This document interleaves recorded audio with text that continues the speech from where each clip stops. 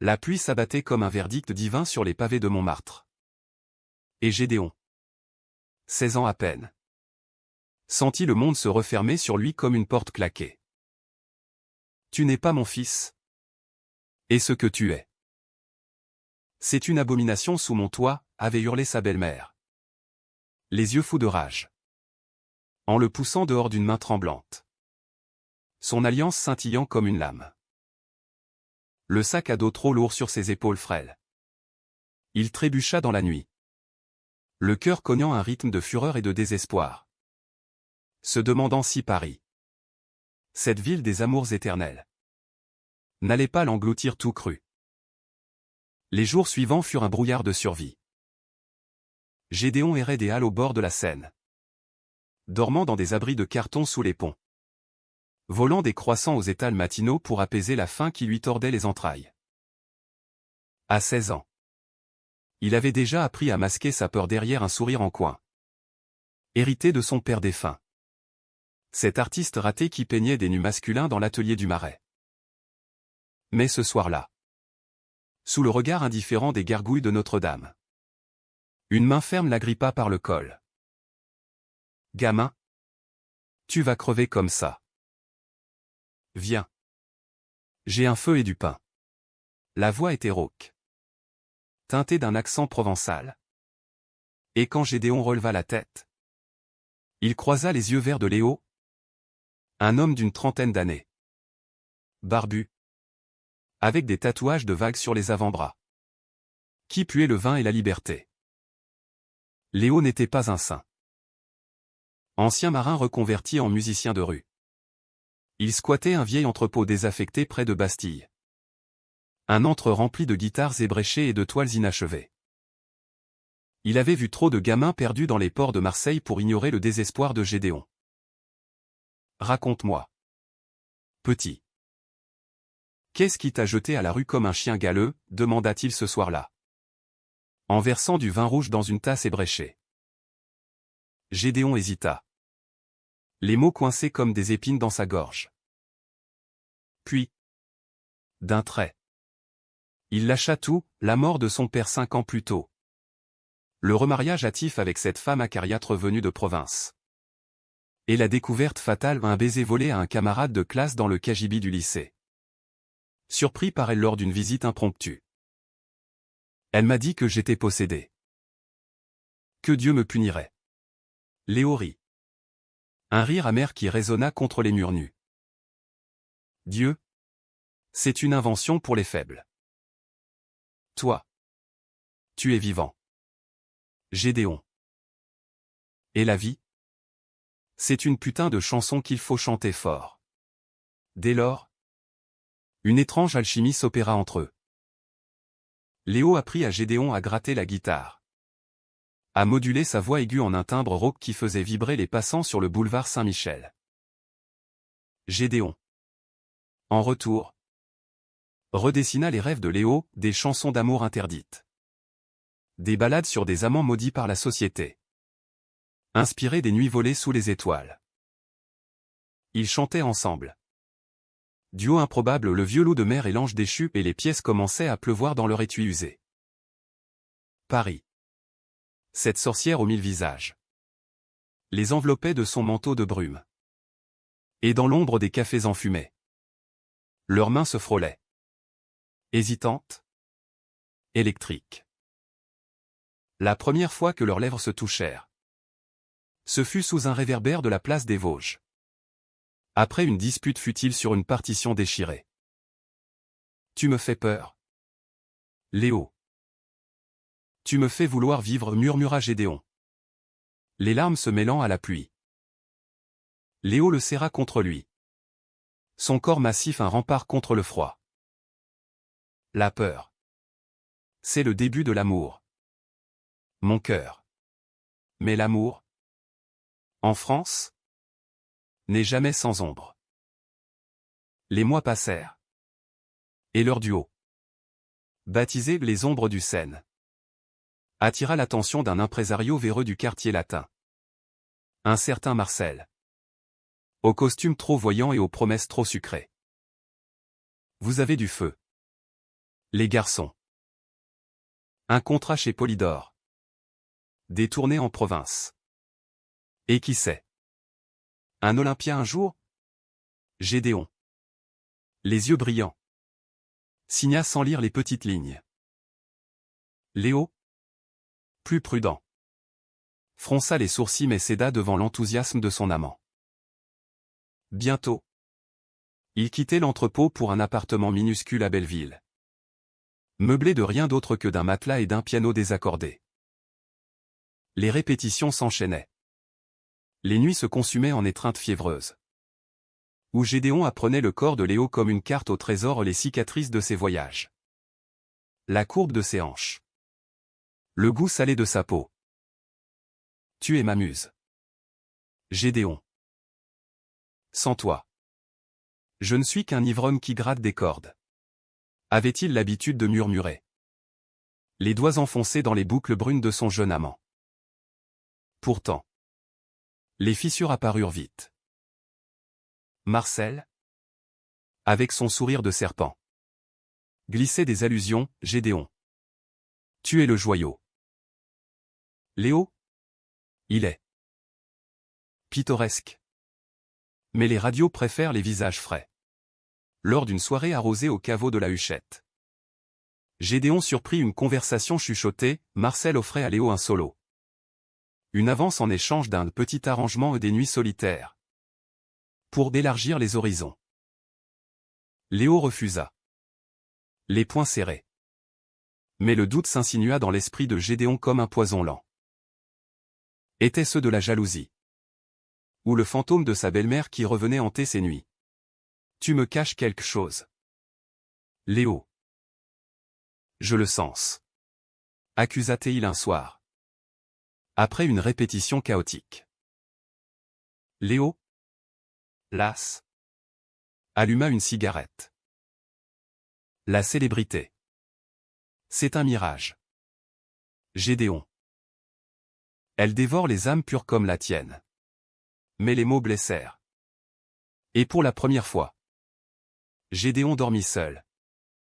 Le dos tourné à l'homme qui l'avait sauvé. Leur premier concert fut un triomphe modeste, une salle comble au réservoir. Des applaudissements qui firent trembler les murs. Gédéon. Sur scène. Se transforma en sa voix. Un cri primal d'amour et de rage. Captivant le public comme une marée montante. Léo. À la guitare. Le couvrait d'un regard possessif. Mais en coulisses. Marcel applaudit avec un clin d'œil complice. Bravo. Mon ange. Demain. On signe pour l'album. Cette nuit-là. Dans les draps froissés de leur chambre d'hôtel près de la gare de Lyon. Gédéon et Léo se retrouvèrent avec une urgence désespérée. Les corps s'entremêlèrent. Sueur et murmures. Un rituel pour exorciser les démons. Je t'aime, Léo. Plus que la musique. Plus que la gloire. Alta Gédéon. Les ongles griffant le dos de son amant. Léo. Les yeux clos. Répondit d'une voix brisée, et moi. Je te protège. Quoi qu'il arrive. Mais au fond de lui. Gédéon sentait le sol se dérober, la gloire approchait. Et avec elle. Les trahisons. Les années suivantes furent un tourbillon de lumière et de mensonges. Les ombres du Seine devint un phénomène, leur premier album. Exilé du cœur. Grimpa aux charts. Porté par la voix écorchée de Gédéon et les riffs hantés de Léo. Les critiques. Dans Le Monde et Libération. Parlaient d'une révolution queer dans la chanson française. Un mélange de Brassens et de Bowie. Imprégné de cette mélancolie parisienne qui fait fondre les cœurs. Gédéon. À 20 ans. Était le chouchou des médias, couverture de têtu. Interview où il évoquait son passé sans nommer les bourreaux. Se contentant d'un sourire énigmatique. L'amour m'a sauvé. Disons-le comme ça. Léo. En retrait. Composait dans l'ombre. Son rôle de mentor se muant en celui d'un ombre loyal ou du moins. C'est ce que croyait Gédéon. Mais Paris, ville des amours fatales, s'est caché ses crocs. Lors d'une tournée en Provence, sous les oliviers de Saint-Rémy, Marcel révéla son jeu. Il convoqua Léo dans une suite d'hôtels à Avignon. Après un concert où Gédéon avait enflammé la foule avec une ballade sur un premier baiser volé. Ton gamin est une star. Léo. Mais toi, tu n'es rien sans lui. Signe ça, je te file un contrat solo. Et en échange, tu le laisses partir. Doucement. 1. Une rupture scénique. Pour le buzz. Léo, le visage blême, froissa le papier. Jamais. Gédéon est à moi. Marcel ricana. Sortant des photos granuleuses, Léo, des années plus tôt, dans les bras d'un autre musicien. Un scandale étouffé pour éviter la prison en province. Et si je les balançais à la presse? Ton petit ange saurait que tu n'es pas le héros qu'il croit. La trahison germa ce soir-là. Non pas en acte, mais en silence. Léo rentra au bercail. Embrassa Gédéon avec une tendresse feinte. Mais son regard fuyait. Hanté par le chantage. Gédéon le sentit. Bien sûr. Les nuits d'amour se raréfiaient. Remplacées par des silences lourds. Des guitares qui grinçaient comme des plaintes. Qu'est-ce qui ne va pas? Léo? Tu me regardes comme si j'étais déjà parti. Demanda-t-il un soir. Dans leur loft surplombant Montparnasse. Acquis avec les royalties. Léo? Une bouteille à la main. S'effondra à genoux. Marcel. Il sait des choses sur moi. Des erreurs passées. Il veut nous séparer. Les mots tombèrent comme une averse d'hiver. Et Gédéon, le cœur serré, le releva, l'enlaçant avec une force nouvelle. Alors on le combat. Ensemble. Notre amour n'est pas à vendre. Ils firent l'amour ce soir-là avec une violence sacrée. Corps contre corps. Comme pour sceller un pacte contre les ténèbres. Mais le doute s'était insinué. Venimeux. Et Gédéon commença à douter, était-ce vraiment de l'amour? Ou une dépendance forgée dans la misère? Le conflit éclata lors d'une remise de prix aux victoires de la musique. Sous les flashs impitoyables du zénith. Gédéon, en smoking taillé sur mesure, monta sur scène pour recevoir l'album de l'année. Son discours un hymne à l'amour libre, à tous ceux qui ont été chassés. Exilés pour qui ils aiment. Nous sommes là. Et nous chantons. La salle ovationna. Mais en coulisses. Léo affronta Marcel. Point nu. Laisse-nous. Ou je balance tout. Hurla-t-il. Marcel? Calme. Appuya sur envoyer sur son téléphone. Le lendemain. Voici titrait, le secret de Léo, un passé troublé des amours cachés. Les photos jaillirent. Et avec elles. Les rumeurs, Léo. Manipulateur. Chasseur de talents vulnérables. Gédéon. Dévasté. Trouva Léo effondré sur le sol du loft. Une valise à moitié faite. C'est fini? Gédéon. Je ne te mérite pas. Pars. Avant que je te noie avec moi. La trahison le frappa comme un coup de poignard. Gédéon. Les larmes aux yeux. Le gifla la première et unique fois. Tu m'as menti. Tout ce temps. Tu m'as protégé comme un enfant. Mais c'était pour te racheter? Léo? Le visage marqué? Ne n'y a pas. J'ai voulu être ton sauveur. Mais je suis un lâche. Va-t'en. Mon amour. Deviens la star que tu es. Gédéon partit cette nuit-là, errant les rues de Paris comme à 16 ans. Mais cette fois, avec un chèque en poche et un cœur en miettes. Il s'enferma dans un hôtel près des Champs-Élysées, écrivant frénétiquement des chansons de rupture. Des cris de douleur qui deviendraient son album solo. Blessures ouvertes. Léo disparut. Avalé par les bas-fonds de Belleville. Refusant les appels. Se noyant dans l'oubli. Pourtant, la gloire ne guérit pas. Gédéon, à 22 ans, était partout, plateau télé. Festival de rock à Rock en Seine, où il chantait ses tripes devant des milliers d'âmes anonymes. Les amants défilaient au beau. Éphémère. Tous avec les yeux de Léo mais aucun ne comblait le vide. Lors d'une interview à France Inter, il craqua. Évoquant pour la première fois sa belle-mère, elle m'a jeté dehors parce que j'aimais les garçons. Et l'homme qui m'a sauvé m'a trahi pour me protéger. Le scandale enflamma les réseaux. Et Gédéon devint un symbole. Un martyr queer de la France moderne. Mais intérieurement, il se consumait, se demandant si la célébrité n'était qu'un exil doré. Un soir d'automne, sous les feuilles rousses du jardin des Tuileries, un appel anonyme brisa le silence. Gédéon, c'est moi. J'ai vu ton interview. Je suis fier de toi. La voix de Léo, brisée par l'alcool et les regrets, le transperça. Où es-tu? Demanda Gédéon. La gorge nouée. Dans un café pourri à Pigalle.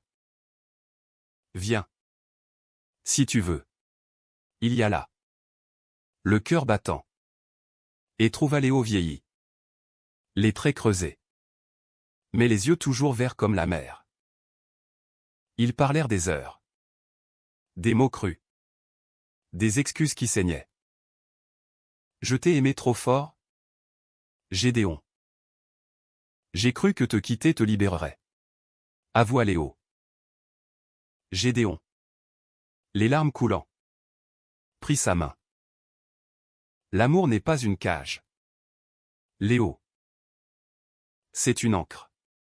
Ils s'embrassèrent sous la pluie fine. Un baiser de retrouvailles amères. Mais chargé d'espoir fragile. Pourtant, Gédéon savait, le chemin du pardon serait long. Pavé de cicatrices.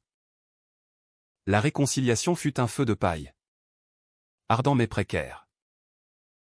Gédéon, fort de sa gloire naissante, offrit à Léo une place dans son entourage, pas comme amant officiel trop risqué pour les sponsors conservateurs mais comme compositeur fantôme. L'ombre derrière le trône. Ils s'installèrent dans un appartement haussmannien du 7e arrondissement. Avec vue sur la tour Eiffel qui scintillait comme un phare mensonger. Les nuits étaient un mélange de passion et de rancœur, Léo, repentant, composait des mélodies qui arrachaient des sanglots à Gédéon sur scène. Mais les matins apportaient les disputes. Les accusations refaisant surface comme des bulles de champagne éventées. Tu m'utilises encore, Léo. Pour te racheter? Lançait Gédéon, jetant un oreiller à travers la chambre. Léo, stoïque, répondait, non. Pour nous reconstruire. Laisse-moi une chance. Leur duo ressuscita sous un nouveau nom. Écho brisé. Pour une tournée européenne qui les mena de Berlin à Lisbonne. Sur scène, la magie opérait, Gédéon. Charismatique. Sa voix un lasso captivant les cœurs, Léo. À la guitare acoustique. Un pilier silencieux dont les accords parlaient volume. Les fans? Une marée de jeunes queers en quête d'idole. Hurlaient leurs prénoms entremêlés. En privé. Cependant, le conflit couvait. Marcel, banni mais vindicatif, ourdissait sa revanche, il contacta la presse People. balançant des rumeurs sur la relation toxique de Gédéon. Alimenté par d'anciennes photos de Léo. Un tabloïd titra « Le prodige gay piégé par son mentor manipulateur ». Gédéon, furieux, confronta Léo lors d'une escale à Amsterdam. Dans une chambre d'hôtel surplombant les canaux. « C'est toi qui as parlé ? Pour te venger de mon succès solo ?» hurla-t-il, brisant un verre contre le mur. Léo, pâle, secoua la tête. Jamais. Mais peut-être que c'est le destin qui nous punit d'avoir osé aimer. La trahison culmina à Paris. Lors d'un gala au Moulin Rouge. Où les plumes et les paillettes masquaient les habits humains. Gédéon, acclamé, croisa par hasard sa belle-mère vieillie. Les traits tirés. Venue mendier une invitation via un cousin éloigné. Elle s'approcha, tremblante, un verre de champagne à la main. Gédéon. Mon garçon. Je t'ai vu à la télé. Tu es célèbre. Sa voix chevrotait. Un mélange de fierté forcée et de regret tardif. Gédéon. Le cœur en vrac. La toisa. Mon garçon? Tu m'as jeté comme une ordure à 16 ans. Parce que j'aimais les garçons. Et maintenant? Tu veux quoi? Mon autographe? Elle s'effondra en larmes, s'accrochant à son bras. J'avais peur. Pour toi. Pour la famille. Ton père. Il était comme toi. Et ça l'a détruit. La révélation frappa Gédéon comme un éclair, son père. Ce peintre maudit n'était pas mort d'un accident, mais d'un suicide. Rongé par la honte d'un amour caché. Tu mens, cracha Théil. Mais elle jura sur la Bible qu'elle portait en pendentif. Léo, témoin silencieux, intervint, tirant Gédéon dans les coulisses. Laisse-la. C'est ton passé qui te hante. Pas elle. Mais Gédéon, déchaîné, repoussa Léo violemment. Toi qui m'as trahi pour me protéger. Vous êtes tous les mêmes des lâches qui aiment à moitié. Il s'enfuit dans la nuit parisienne, courant jusqu'au pont des Arts, où les cadenas d'amours éternels moquaient sa solitude. Léo le rejoignit à l'aube. Trempé, les yeux rougis. Je ne te lâche pas. Gédéon. Pas cette fois. Ils s'assirent sur le banc froid, parlant jusqu'au lever du soleil, des pères absents. Des mères cruelles. Des amours qui blessent plus qu'ils ne guérissent. Pour la première fois, Léo avoua tout, son propre exil de Marseille. Chassé par sa famille pour une nuit avec un matelot, sa peur viscérale de revivre la perte. Je t'aime. Mais j'ai cru que te retenir te briserait. Gédéon, épuisé, posa sa tête sur l'épaule de Léo. Alors apprends à me laisser voler. Sans me couper les ailes. Leur relation se mua en quelque chose de plus mature. Un amour forgé au feu des épreuves. Gédéon lança un single choc. Mère perdue. Une ballade sur le pardon impossible.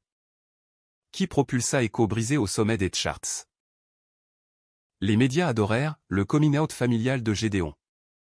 Un cri pour la rédemption queer.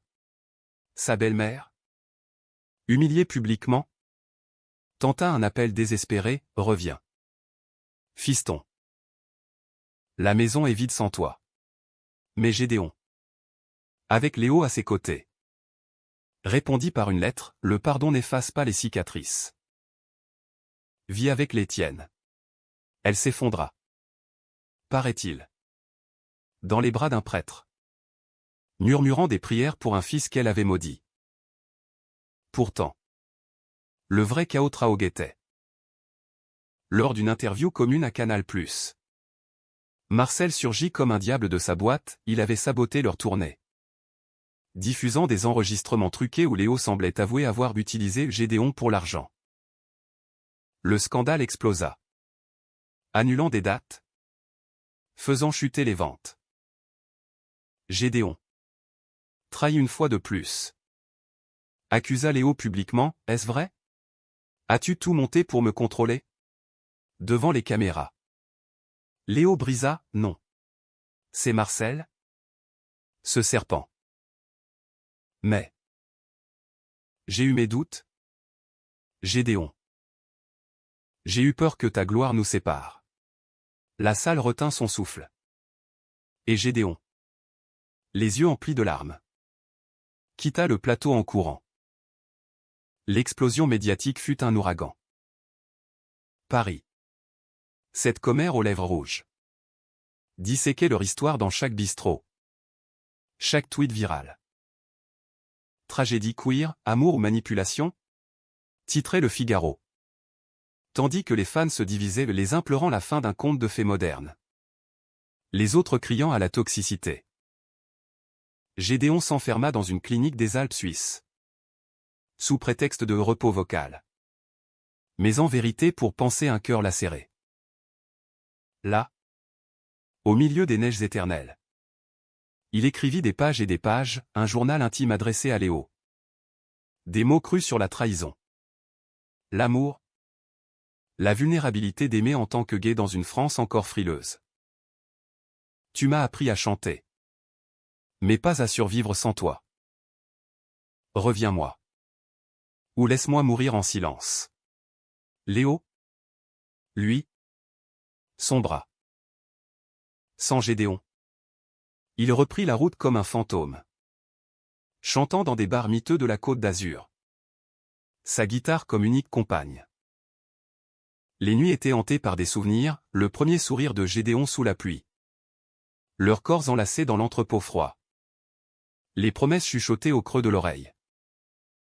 Il contacta Marcel. Le confronta dans un café de Nice. Et en une bagarre sanglante au poing et insulte obtint une confession enregistrée. C'était pour l'argent? Léo. Ton gamin était trop pur, je l'ai sali pour le vendre mieux. Envoyé anonymement à Gédéon. Cette preuve arriva comme un miracle enneigé. Gédéon rentra à Paris un matin de printemps. Les cerisiers en fleurs masquant à peine la laideur des cicatrices. Il trouva Léo devant leur ancien loft.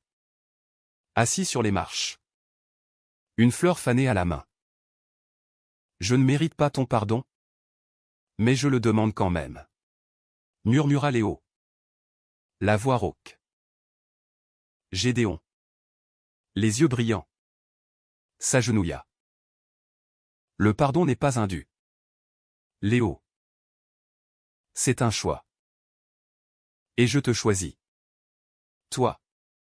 Avec tes ombres. Leurs baisers. Sous le regard indifférent des passants. Fut un serment, plus de secrets. Plus de peur. Ils reformèrent Écho brisé. Mais cette fois. En duo assumé. Avec un album conceptuel. Rédemption nocturne. Où chaque piste était un chapitre de leur saga ou de l'exil à la gloire. De la trahison à la guérison. Le retour sur scène fut épique, l'Olympia. Bondé. Vibrait d'une énergie cathartique. Gédéon. En chemise ouverte révélant un tatouage ou une encre avec les initiales de Léo chanta Pardon perdu. Une ode à sa belle-mère, tu m'as chassé dans la nuit. Mais j'ai trouvé mon jour. Pas grâce à toi. Mais malgré toi. La foule pleura. Et en coulisses. Un bouquet anonyme arriva, de sa belle-mère. Avec une note, je m'effondre. Mais je suis fier. Pardonne-moi. Gédéon la brûla. Mais garda les cendres comme un talisman non pour haïr, mais pour se rappeler que l'humanité, même brisée, mérite compassion. Leur amour s'approfondit. Humain et imparfait.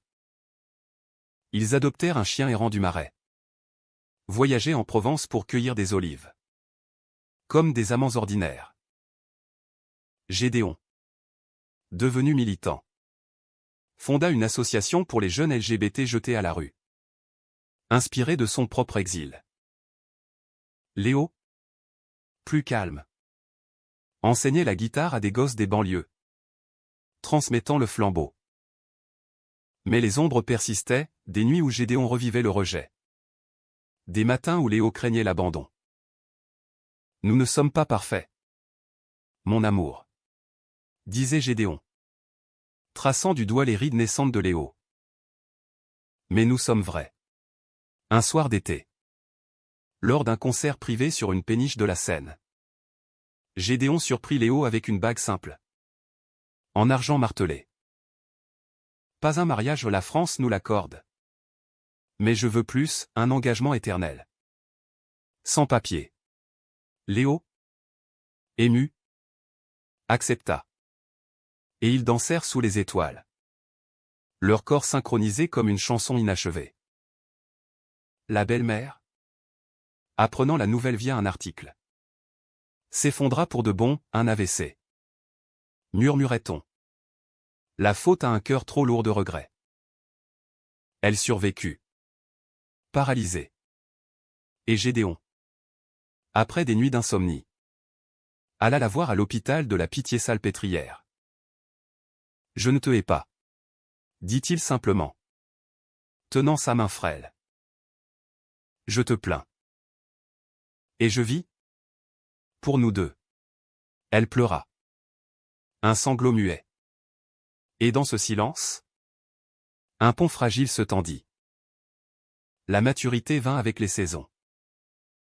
À 30 ans, Gédéon était une icône, film documentaire sur sa vie.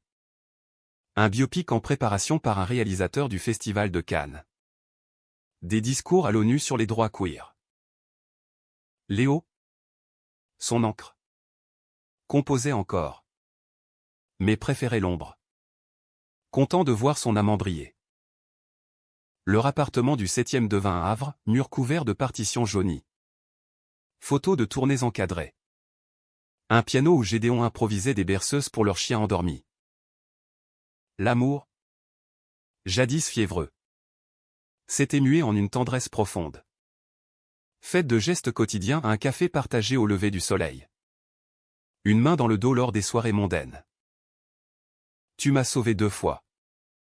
Léo, de la rue. Et de moi-même. Avouait Gédéon lors de ces moments volés. Mais la vie, cette dramaturge cruelle, réservait un dernier acte. La belle-mère, remise de son AVC, écrivit une lettre publique. Publiée dans Le Monde, j'ai chassé mon beau-fils à 16 ans. Par peur et ignorance. Aujourd'hui, je m'effondre devant sa grandeur. Et je demande pardon à tous les exilés comme lui. Le geste, sincère ou calculé, fit sensation, invitation télé. Débats enflammés.